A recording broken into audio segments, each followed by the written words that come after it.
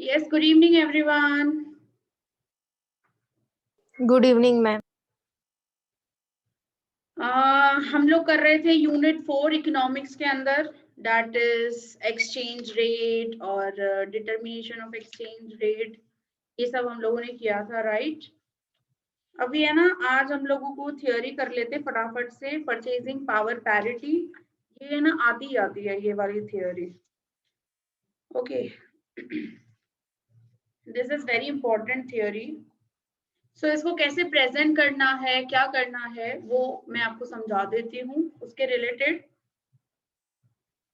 हाँ, इनमें से आई थिंक सो विश्वा आई थिंक ऑफलाइन में है, बाकी सब लोगों ने शायद ऑनलाइन चूज किया है, राइट? है ना? Yes ma'am. अच्छा, ओके।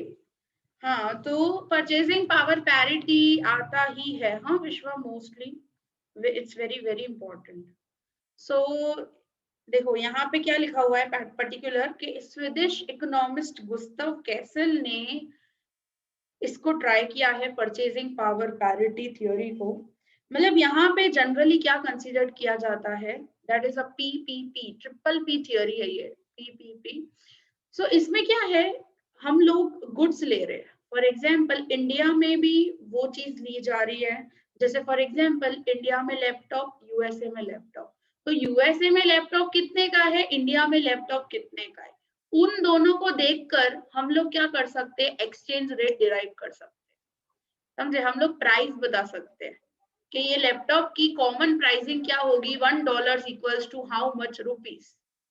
समझे? तो वहां पर कितना डॉलर्स में मिल रहा है, इंडिया में कितने डॉलर्स में मिल रहा है।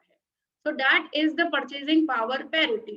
तो गुड्स इंडिया में ऐसे है, यूएसए में ऐसे है। तो क्या डिटरमाइनिंग हो रहा है यहाँ पे, एक्सचेंज रेट डिटरमाइनिंग हो रहा है with the help of PPP theory.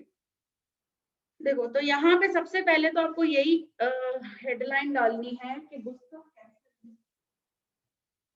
Swedish economist,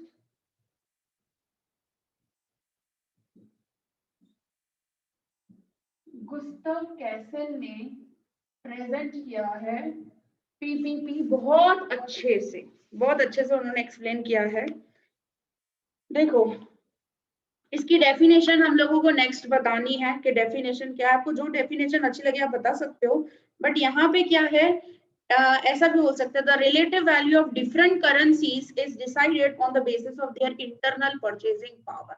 India में कितना है परचेजिंग सेंस, परचेजिंग पावर, वो लैपटॉप खरीदने का परचेजिंग कैपेसिटी कितना है इंडिया के अंदर, और यूएसए के अंदर कितना है। समझे? तो इसके बेसिस पे दो करेंसीज क्या हो रही है, डिटरमाइन, कंपैरिजन हो रहा है दो करेंसीज के बीच में, और फिर एक्सचेंज रेट डिराइव किया जा रहा है। समझे? तो इसकी हम लोग क्या लिखेंगे, इसकी नेक्स्ट क्या आ रही है मीनिंग, द रिलेटिव को हम लोग क्या बोलेंगे, एज अ कंपैरेटिव। रिलेटिव को क्या बोला जाता है, कंपैरिजन हम लोग कर रहे हैं इस चीज का, comparison, relative value of different currencies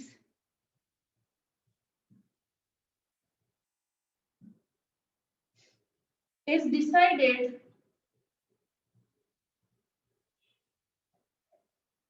on the basis of internal purchasing power। ठीक है? तो आपको जो डेफिनेशन अच्छी लगे, ये वाली डेफिनेशन अच्छी लगे, या फिर नीचे भी एक दी हुई है कि it is an equilibrium exchange rate where the internal purchasing power of each currency is at the parity। ठीक है? तो ये वाली भी आप लिख सकते हो, आपको जो अच्छी लगे, सबका मीनिंग एक ही है। ठीक है? तो जैसे मैंने आपको बताया कि हमारे इंडिया में फॉर एग्जांपल लैपटॉप है 50,000। ठीक है? यहाँ पे purchasing capacity, purchasing power laptop का क्या है, 50,000। और यही सेम चीज अमेरिका में है, से फॉर एग्जांपल $500। तो मुझे बताओ $1 इक्वल्स टू कितने रुपीज हुए, टेल मी।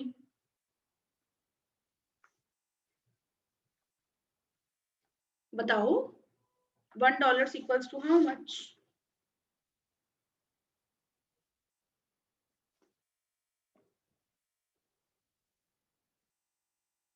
लैपटॉप की बात की मैंने, इंडिया में लैपटॉप है, परचेजिंग पावर इंडिया में लैपटॉप का 50,000 और यूएसए में है $50। तो $1 equals to how much rupees? क्या होगा रुपीस? बताओ, आप इजीली बता सकते हो। मैंने डॉलर बाद में लिया है तो यहाँ पे लिखती हूँ, $1 equals to how much rupees? कितना रुपीस होगा बताओ चलो।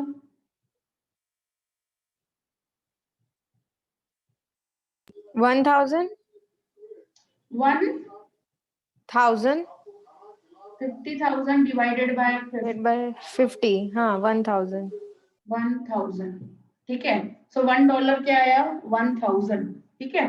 सो ये इस तरीके से हम लोगों को क्या पता चला? एक्सचेंज रेट पता चला। दो कंट्री का हम लोगों को क्या पता चला? हम लोगों ने देखा परचेजिंग कैपेसिटी कैसा है, परचेजिंग पावर कैसा है, ठीक है, गुड्स रिलेटेड। तो एक्सचेंज रेट डिराइव हुआ अपने को according to purchasing power, purchasing capacity, ठीक है, कंट्री का परचेजिंग कैपेसिटी कैसा है, तो उससे हम लोगों को डिराइव हुआ exchange rate $1 equals to 1,000 for example. लेकिन मार्केट रेट चेंज हो सकता है ना, इट माइट बी चेंज। तो हम लोग इस तरीके से यहाँ पे परचेजिंग पावर के थ्रू हम लोग एक्सचेंज रेट डिराइव कर सकते हैं। देखो ये तो डेफिनेशन हो गई, ठीक है। अब इसका क्या है, नेक्स्ट आ जाता है टाइप्स ऑफ पीपीपी। सो दो टाइप्स है इसके, you have to explain like this. एक है एब्सोल्यूट और एक है रिलेटिव, ठीक है, रिलेटिव पीपीपी और यहाँ पे एब्सोल्यूट पीपीपी। एब्सोल्यूट में जनरली क्या होता है, यहाँ पे प्राइजेस, डिफरेंट प्राइजेस यहाँ पे लिए जाते हैं, लेकिन यहाँ पर जनरली क्या होता है, चेंज इन प्राइस लिया जाता है। मैं वो आपको दिखाऊंगी कैसे, बट मैं इधर हाईलाइट कर रही हूँ। चेंज इन प्राइजेस को कंसीडर किया जाता है यहाँ पे रिलेटिव में। एब्सोल्यूट में जनरली प्राइजेस लेते हैं दो कंट्रीज के सिमिलर गुड्स के। तो अभी हम लोग सबसे पहले समझेंगे एब्सोल्यूट पीपीपी।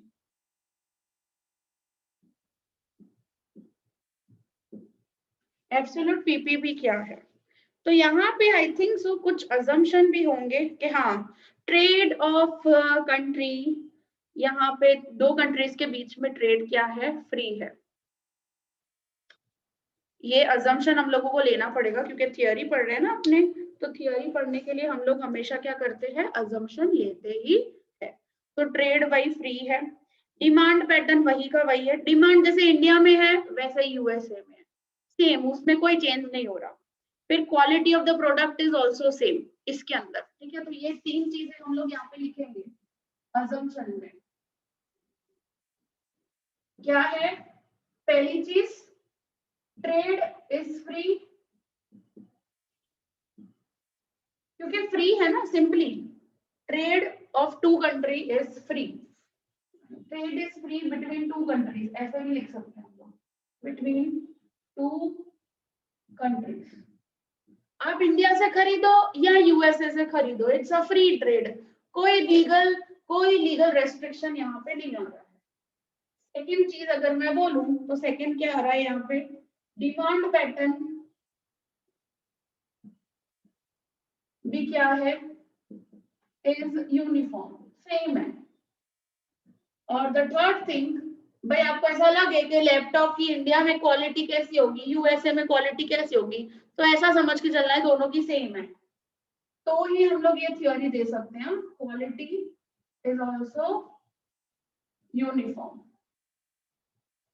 ठीक है। अब यहाँ पे आपको एग्जाम्पल बताया है कि इधर स्टील कबोर्ड के रिलेटेड एग्जाम्पल बताया है। एग्जाम्पल क्या लिया हुआ है, स्टील कबोर्ड के रिलेटेड, स्टील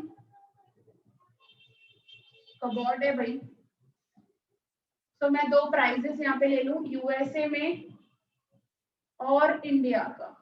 ठीक है, इंडिया में है 1500 रुपए और यूएसए में है $200 का। The quality is same, the demand pattern is same, and the trade is free between these two countries. ठीक है, so $1 equals to how much?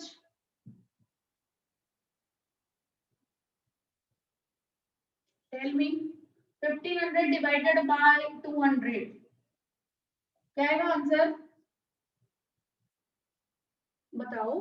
7.5 7.5 5 ठीक है, 7.5 okay.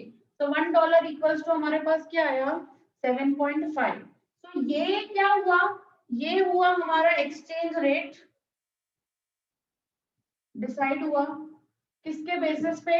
According to the purchasing capacity, according to the purchasing power of the two countries. इसके basis पे हमारा exchange rate decide हुआ। For example ऐसा समझो कि मार्केट में जो एक्सचेंज रेट है वो फ्लेक्सिबल है, मतलब ये जो कंडीशंस है वो कंडीशंस नहीं है। जैसे ट्रेड क्या है, फॉर एग्जांपल थोड़ा ट्रेड तो ठीक है, चलो फ्लेक्सिबल है, ट्रेड कर सकते हैं, लेकिन एक्सचेंज रेट जो डिटरमाइन होता है वो अकॉर्डिंग टू मार्केट सिचुएशन के अकॉर्डिंग डिटरमाइन होता है। ऐसा समझो कि अगर एक्सचेंज रेट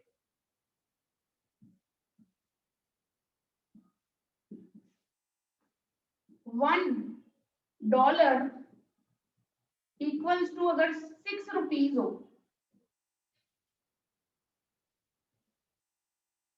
$1 इक्वल्स टू, क्योंकि यहाँ पे आया ना $1 इक्वल्स टू 7.5, तो मैं चेंज कर रही हूँ यहाँ पे। ऐसा समझो कि $1 इक्वल्स टू 6 रुपीज है फॉर एग्जाम्पल। तो यूएसए में हमारा तो ये क्या है, $200 का ही है भाई, न्यू एक्सचेंज रेट के अकॉर्डिंग चल रही हूँ मैं। इंडिया में क्या हो जाएगा? $1 है 6 रुपए का, ठीक है, तो यहाँ पे 200 इंटू 6, आंसर क्या आएगा? 200 इंटू 6, बताओ। 1200 रुपीज, ठीक है। तो अभी ये एक्सचेंज रेट के अकॉर्डिंग मुझे सस्ता कहाँ पे पड़ा? यूएसए में सस्ता पड़ेगा कि इंडिया में सस्ता पड़ेगा भाई जनरली? और आप पहले सिचुएशन देखो, पहले 1500 का पड़ रहा था, लेकिन एक्सचेंज रेट ये क्या है? मार्केट डिटरमाइंड है भाई, अकॉर्डिंग टू मार्केट है this exchange rate. $1 equals to 6 rupees. तो यहाँ पे इंडिया में क्या पड़ गया? ये तो कबर्ड, स्टील का कबर्ड सस्ता पड़ गया। ये चीज दिख रहा है ना आपको इस तरीके से? देखो यहाँ पे क्या बताया है, वही सेम एग्जाम्पल आपको दिया गया है। देखो क्या लिखा है, the absolute version considered exchange rate of two currencies in a specified time period. The rate which is derived through this method indicates the parity of the purchasing power, right? So the price prevailing in these two different countries for the same or a similar product determining the purchasing power. For example, steel cupboard cost $1,500 in India and $200 in USA. Then $200 equals to 1,500, मतलब $1 equals to 7.5 rupees. If there are no external controls, then the market rate will be always equilibrium exchange rate. सीधी सी बात है, अगर external controls कुछ भी नहीं हुए तो market rate जो है वही हमारा क्या हो जाता है? As an exchange rate कहलाया जाता है। So generally the exchange rate represents the parity of purchasing power. If the purchasing power of one country changes, then or the both country purchasing power changes, then the exchange rate also changes. Purchasing capacity India में change हो गई तो सीधी सी बात है ये rate क्या हो जाता है? चेंज हो जाता है, ठीक है, वो चीज बताइए जनरली। नेक्स्ट आपको वही एग्जांपल दिया है कि in the example stated above if such rate is $1 equals to 7.5 और अगर market rate $1 equals to 6 rupees है, अगर मार्केट रेट क्या है? $1 इक्वल्स टू 6 रुपीज, मतलब वो इक्विलिब्रियम वाला जहां पर अपनी वो डिमांड और सप्लाई क्या होती है? सेम होती है ना। ये 6 रुपए पे हो रही है डिमांड और सप्लाई, ऐसा समझो 6 रुपीज पे हो रही है। So this is the market rate where demand and supply is same. तो अगर हम लोग मार्केट रेट को कंसिडर करें, then Indian would prefer to purchase dollar for rupees or they purchases goods in USA. क्यों? क्योंकि USA में सस्ता पड़ रहा है particularly. A steel cupboard will cost $200 into 6. That is a 1200. And in India it cost rupees 1500. मतलब अगर हम लोग मार्केट रेट देखें, तो अगर मार्केट रेट देखा जाए कि भाई 6 रुपए है फॉर एग्जाम्पल, वैसे एक्सचेंज रेट देखो क्या आ रहा है, जनरली $200 यूएसए में मिल रहा है स्टील कबर्ड और इंडिया में 1500 को मिल रहा है। लेकिन अगर हम लोग मार्केट रेट के थ्रू जाए तो यूएसए में मुझे बताओ कितने रुपीस का, मतलब अगर मैं उसको रुपीस में कन्वर्ट करूं तो कितने रुपीस का मेरे को मिलेगा? $1 6 रुपए का है। तो यूएसए में मेरे को 1200 का वो स्टील का कबर्ड मिल रहा है अगर मार्केट रेट के थ्रू जाऊं तो, और इंडिया में वही चीज क्या मिल रही है? 1500 की मिल रही है। तो कहां से हम लोग प्रेफर करेंगे परचेज करना, यूएसए से कि इंडिया से? बताओ, यूएसए से परचेज करें कि इंडिया से परचेज करें हम लोग? अगर मार्केट रेट $1 6 रुपए है तो यूएसए में 200 इंटू 6 अगर मैं करती हूँ तो देखो 1200 आया हमारा आंसर। यूएसए में 200 इंटू 6 किया जा रहा है क्योंकि $1 कितने का है? 6 रुपए, ये मार्केट रेट है, ठीक है। तो कितना आया? 1200 का। यहाँ पे यूएसए में कितने का पड़ रहा है? 1200 का। और इंडिया से अगर परचेज कर रही हूँ तो कितने का पड़ रहा है? 1500 का। तो हम लोग कहाँ से प्रेफर करेंगे परचेज करना? यूएसए से। यूएसए से। सिंपल सी बात है। अगर ये रेट को मैं चेंज कर दूं, इस रेट की जगह पे मैं कर दूं 9 रुपए, $1 9 रुपए का है, तो यहाँ पे क्या हो जाएगा आंसर? 1800। 1800। तो अब मेरे को कहाँ पे सस्ता पड़ेगा, इंडिया में कि यूएसए में? इंडिया। इंडिया में। इंडिया में वो चीज क्या पड़ रही है? मुझे सस्ती पड़ रही है। देखो ये जो हम लोगों ने निकाला ना, दिस इज 7.5, ये जो एक्सचेंज रेट निकाला वो किसके बेसिस पे निकाला?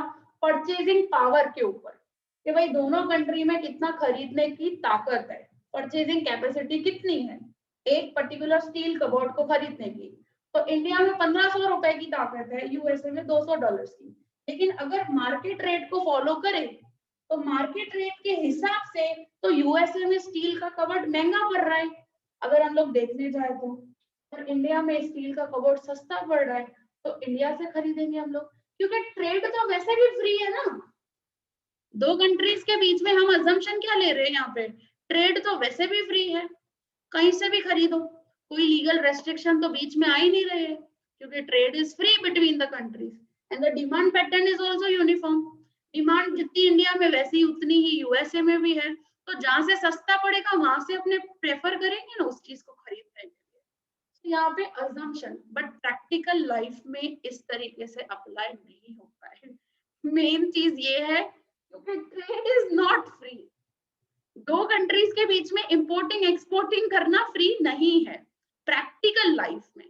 ये सिर्फ और सिर्फ थियोरी है, जस्ट समझ रहे हो, क्योंकि जहां अजम्पशन वो पर्टिकुलर थियोरी प्रैक्टिकल लाइफ में अप्लाई नहीं होती है, क्योंकि थियोरी बनाने के लिए इकोनॉमिक्स के अंदर कुछ चीजों को कांस्टेंट रखना पड़ता है, कुछ चीजों को अज्यूम हम लोग को करना पड़ता है कि ये चीज चेंज नहीं हो रही है, क्योंकि हमारी इकोनॉमी क्या होती है? आए दिन चेंज होती रहती है, आए दिन चेंज होती रहती है। मार्केट रेट देखो आए दिन चेंज होता रहता है, और फ्री ट्रेड तो सबसे पहली चीज है ही नहीं दो कंट्रीज के बीच में। लीगल रेस्ट्रिक्शंस आते ही आते हैं, कुछ ना कुछ प्रोटेक्शन पॉलिसीज लगी हुई है हर एक कंट्री की अलग अलग तरीके से, तो फ्री ट्रेडिंग तो होगी ही नहीं। और डिमांड पैटर्न जरूरी है क्या कि स्टील कबर्ड के लिए इंडिया में भी डिमांड सेम हो और यूएसए में भी डिमांड सेम हो? बट ये थियोरी लिखने के लिए we have to assume these assumptions, ठीक है। तो ये एब्सोल्यूट पीपीपी इतना समझ में आया तो नेक्स्ट यहाँ पे पॉइंट वही बताइए लिमिटेशन कि demand in practical life is not uniform and the trading is also not free between the two countries and the quality also differs country wise. जैसी कंट्री जिस तरीके से है कंट्री उस तरीके से क्वालिटी भी चेंज हो सकती है, जरूर थोड़ी कि सेम ही हो क्वालिटी। ठीक है, तो ये क्या हो जाएगी एज अ लिमिटेशंस हो जाती है इस चीज। तो थियोरी कभी भी हम लोग लिखते हैं तो हम लोग क्या लिखते हैं जनरली, भाई उसका बेसिक इंट्रोडक्शन लिखा कि किसने थियोरी दी, देन उसकी मीनिंग डाली, परचेजिंग पावर क्या होता है, परचेजिंग पावर पैरिटी क्या होता है, फिर उसके टाइप्स मैंने आपको दिखा दिए कि 2 टाइप्स है उसमें। एब्सोल्यूट में सबसे पहले आप अजम्पशन बता दो कि भाई ये अजम्पशन है, फिर आप उसी को जैसे हम लोगों ने मैंने यहाँ पे इस तरीके से बताया है, प्रेजेंट किया है, इसी चीज को आप अपने ऑन वर्ड्स में कन्वर्ट कर दो कि भाई इंडिया में 1500 का कबट है परचेजिंग पावर, उधर का इंडिया का कबट का स्टील कबट का 1500 है, ठीक है, और यूएसए का it's $200, so $1 is equals to 7.5, ठीक है, rupees. But if market rate, if the exchange rate is $1 equals to say for example 6 or 8 or 9 whatever, जो भी आप लेते हो कोई प्रॉब्लम नहीं है, आप ले सकते हो। सो आप क्या करोगे फिर कंपैरिजन कर सकते हो इसके रिलेटेड कि हाँ भाई किधर सस्ता ज्यादा पड़ रहा है, ये किया। और लास्ट में लिमिटेशन लिखने की अपने को कि free trade is not possible between two countries because every country has its own legal restriction and protection policy. दूसरा लिमिटेशन आप ये डाल सकते हो कि demand pattern is not uniform in both the countries, practical in a practical sense, and the quality is also not uniform. Taste and preference of the people is also different in different countries. तो ये limitations आप 4-5 बता सकते हो और अपनी theory को खत्म कर दो। एब्सोल्यूट वर्जन जो है पीपीपी का वो इतना ही है, जस्ट खत्म हो जाएगा बस। सो इधर किसी को कोई डाउट है एब्सोल्यूट वर्जन में? Anyone? No ma'am. Clear? No ma'am. ठीक है, अब आते हैं हम लोग यहाँ पर रिलेटिव वर्जन। ठीक है, तो एब्सोल्यूट वर्जन में खाली एग्जांपल ध्यान रखना यही वाला 1500 और $200 का, और मार्केट रेट 6 आपके बुक पे 6 दिया हुआ है, आप बढ़ाकर भी बता सकते हो।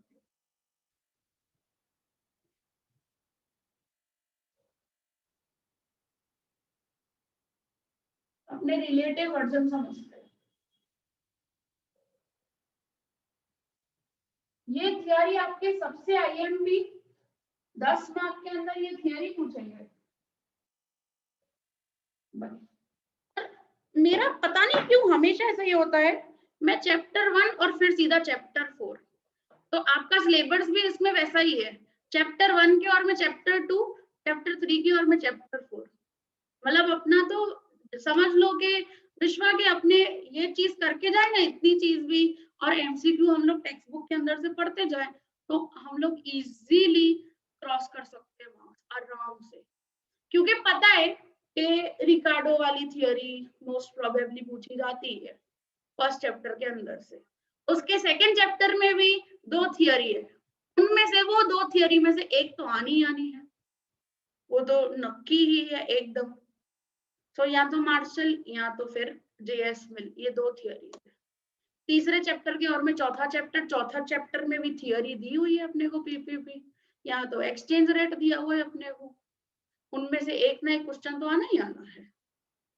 सो ये हो जाता है, हमेशा निकल जाता है चीजें थियोरी।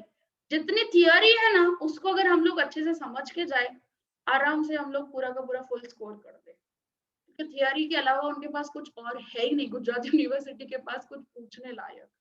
थर्ड चैप्टर में थियोरी नहीं है, थर्ड चैप्टर पूरा प्रोटेक्शन पॉलिसी पे आता है, तो उसमें क्वेश्चंस दे सकते हैं वो लोग। चलो, तो यहाँ पे रिलेटिव वर्जन क्या बता रहा है, यहाँ पे रिलेटिव वर्जन में है ना अपने इन्फ्लेशन रेट देखते हैं कि कंट्री में इन्फ्लेशन रेट कितना है, इंडिया में इन्फ्लेशन रेट मतलब प्राइसेस कैसे चेंज हो रहे हैं, कितने परसेंटेज से चेंज हो रहे हैं। फॉर एग्जाम्पल किसी गुड्स का जो प्राइस है वो पहले 100 था, अभी वो 120 हो गया, मतलब 20% चेंज हो गया, राइट, इंडिया में। और सेम एज इट इज मैं यूएसए का भी देख सकती हूँ, प्राइस कितना चेंज हो रहा है उसको यहाँ पे कंसिडर किया गया है। यहाँ पे एक्सचेंज रेट, पीपीपी थियोरी में रिलेटिव वर्जन के अकॉर्डिंग जो एक्सचेंज रेट निकालना है वो कैसे निकलेगा, प्राइस कितना चेंज हो रहा है, इन्फ्लेशन रेट क्या है कंट्री में, वो उसको कॉन्सेंट्रेट किया है मोस्ट आई। तो रिलेटिव वर्जन में देखो क्या बता रहे हैं कि how changes in the purchasing power, आ गया ना, पहला पहला शब्द यही बताया है, is possible during a specific time period is examined in relative version of purchasing power parity. Here change in the prices are taken into consider. देखा क्या लिखा है यहाँ पे, प्राइसेस में चेंज क्या हो रहा है, अपने ने एब्सोल्यूट वर्जन में चेंज नहीं देखा था, प्राइसेस में वो उधर $200 था, इधर 1500 था, चेंज नहीं देखा था, अपने ने देखा था, बताओ मेरे को, एब्सोल्यूट वर्जन में प्राइसेस चेंज नहीं हो रहे थे, राइट, $200 यूएसए में और उधर 1500, उसमें एक्सचेंज रेट चेंज दिखाया कि भाई पहले एक्सचेंज रेट अगर हम लोग $200 और 1500 दे रहे हैं तो $1 7.5 जितना आ रहा है, अगर मार्केट रेट चलेगा 6 रुपए तो उसको हम लोगों ने खाली क्या किया, इनटू कर दिया हम लोगों ने रुपीज से डॉलर्स को, तो हम लोगों को पता चला कि 1200 का पड़ रहा है, अगर ऑन एन एस्टिमेट करें तो हम लोग काउंट करते हैं ना, कभी भी हम लोग घूमने जाते हैं हम लोग देखते हैं कि ये डॉलर, अच्छा करंट रेट क्या चल रहा है डॉलर का, $1 इक्वल्स टू 70 चल रहा है, अच्छा, तो मैं ना अपने क्या करते हैं फोन के अंदर काउंट करते हैं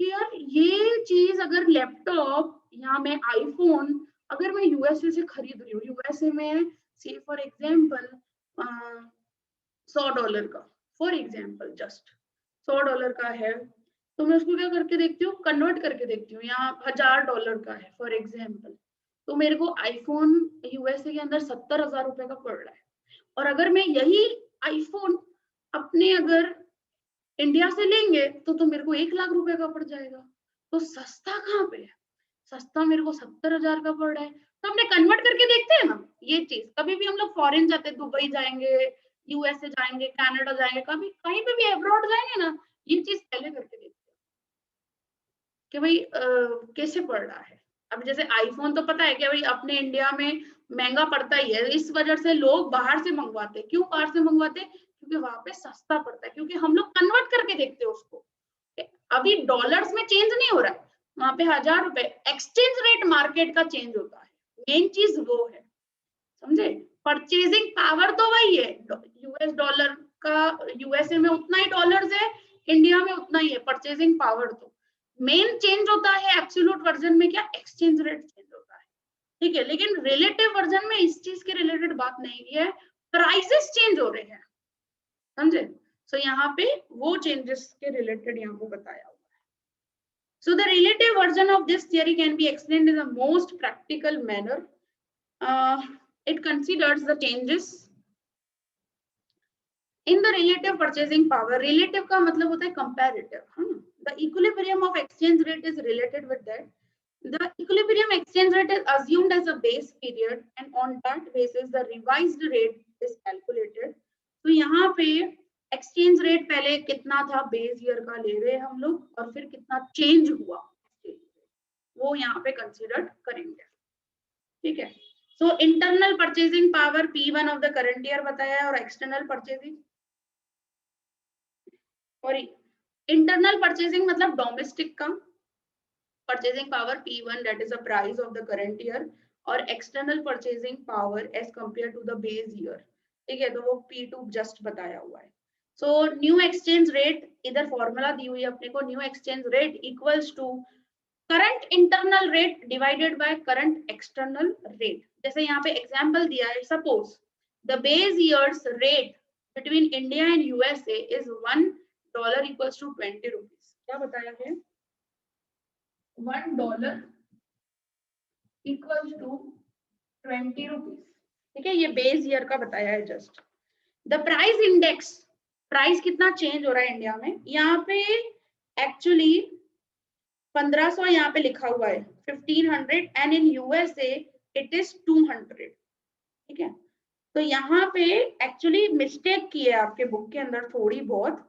इंडिया में 150 बताया, इधर 150 आएगा, 1500 नहीं आएगा, 150 आएगा, क्योंकि प्राइस इंडेक्स देख रहे हैं हम लोग. तो प्राइस इंडेक्स बताया है इंडिया का. इंडिया में चेंज हो रहा है भाई, 100 से 150 हुआ. This is the current year ना, बेस ईयर है 100. बेस ईयर का क्या है, for example 100. Same as it is price index हम लेंगे यूएसए का, वो है क्या 200. तो ये भी क्या है, करंट ईयर का है. ठीक है, तो इसकी फॉर्मूला है न्यू एक्सचेंज रेट. हम लोगों को अगर निकालना हो तो हम लोग क्या करेंगे जनरली, तो हमारा ये जो 20 है इनटू यहाँ पे बताया है 150 डिवाइडेड बाय 200. क्या बताया है, 150 डिवाइडेड बाय 200. मुझे निकाल के तो बताओ इसका कैलकुलेशन.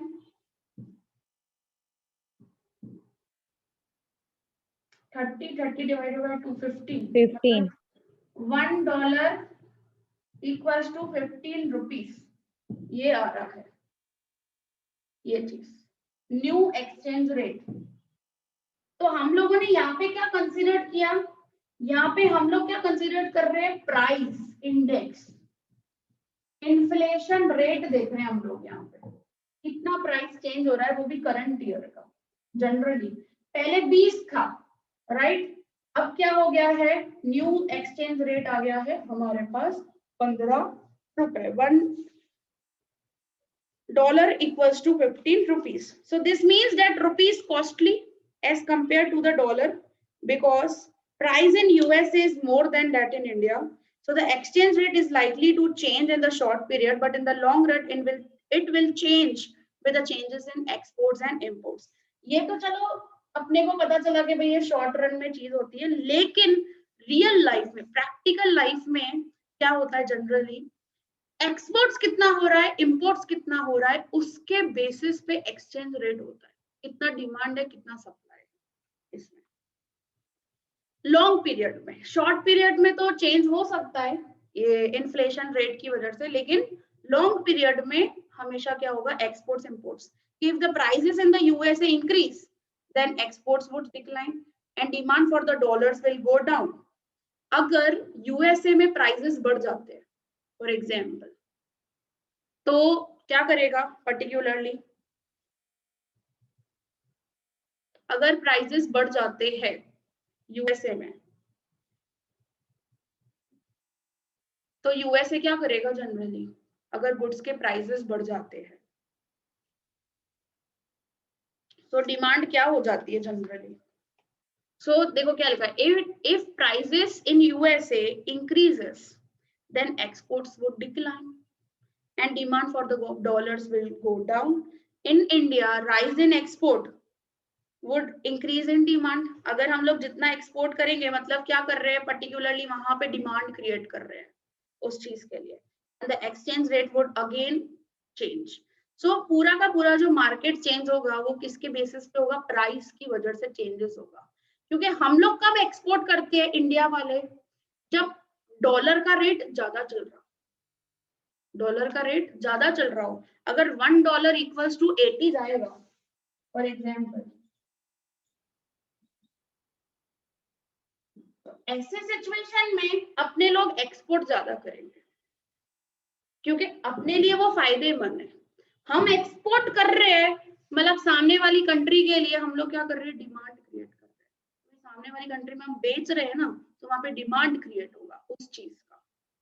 तो डिमांड ज्यादा होगी तो सीधी सी बात है एक्सचेंज रेट पे फर्क पड़ेगा ही पड़ेगा. कैसे, प्राइसेस अगर चेंज होते हैं. So thus price changes one or both the countries would determine the exchange rate. अभी जैसे फॉर एग्जाम्पल ये मैंने देखा था, वन यहाँ पे चेंज हो जाए, इधर 250 हो जाए फॉर एग्जाम्पल, तो क्या होगा इधर एक्सचेंज रेट, मुझे बताना. तो मैं प्राइसेस चेंज कर रही हूँ ना, क्या होगा? $1 इक्वल्स टू, बताओ, 12. 12। ओके, देखो प्राइजेस बढ़े, सिंपल सी बात है, तो एक्सपोर्ट्स क्या हो जाएंगे? देखो यूएसए में प्राइस बढ़ा, यूएसए में प्राइस बढ़ा, तो एक्सपोर्ट्स इंडिया के क्या हो जाएंगे? डाउन। एक्सपोर्ट्स क्या हो जाएंगे? डाउन। और डॉलर की वैल्यू क्या हो गई?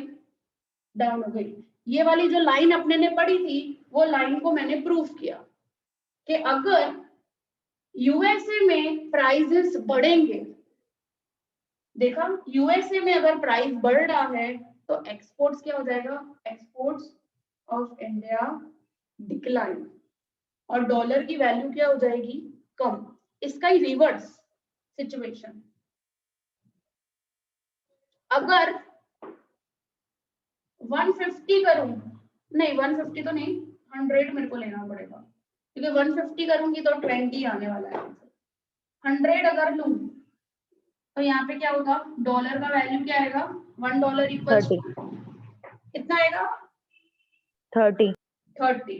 तो यूएसए का प्राइस क्या हुआ? कम। एक्सपोर्ट्स इंडिया के क्या होंगे ऐसे सिचुएशन में? क्या होंगे? इंक्रीज होंगे. इंक्रीज होंगे। और डॉलर की वैल्यू क्या होगी? बढ़ेगी। सिंपल। तो वही तो चीज बता रहे हैं कि यूएसए में प्राइस क्या हो रहा है? प्राइस डिक्रीज होगा तो एक्सपोर्ट्स और डॉलर की वैल्यू पे इफेक्ट आएगा, और प्राइस अगर इंक्रीज होता है तो भी एक्सचेंज रेट पे इफेक्ट आना ही आना है। तो प्राइस जो चेंज हो रहा है उसकी वजह से एक्सचेंज रेट चेंज हो रहा है भाई। एक कंट्री में अगर प्राइस चेंज हो रहा है किसी भी गुड्स का, तो एक्सचेंज रेट चेंज हो जा रहा है भाई कंट्री का। राइट, समझ में आया? यहाँ पे रिलेटिव वर्जन में किसको इंपॉर्टेंस दी है? चेंज। प्राइस कितना चेंज हो रहा है जिसकी वजह से एक्सचेंज रेट चेंज आ रहा है। Okay, clear? कोई डाउट किसी को? एनीवन? No ma'am. क्लियर हो गया ना? तो रिलेटिव वर्जन में हाईलाइटेड जो चीज है that is a change in price, and that is why the exchange rate changes. और एब्सोल्यूट वर्जन में प्राइस में चेंज नहीं हो रहा था, मार्केट रेट चेंज हो रहा था जनरली। ठीक है, तो यहाँ पे प्राइस चेंज की वजह से एक्सचेंज रेट चेंज हो रहा है। ओके, तो ये रिलेटिव वर्जन है, वो एब्सोल्यूट वर्जन। तो दो वर्जन पीपीपी थ्योरी के। ठीक है, डन। ओके, चलो that's it. Less than 1 minute पड़ा है इसमें।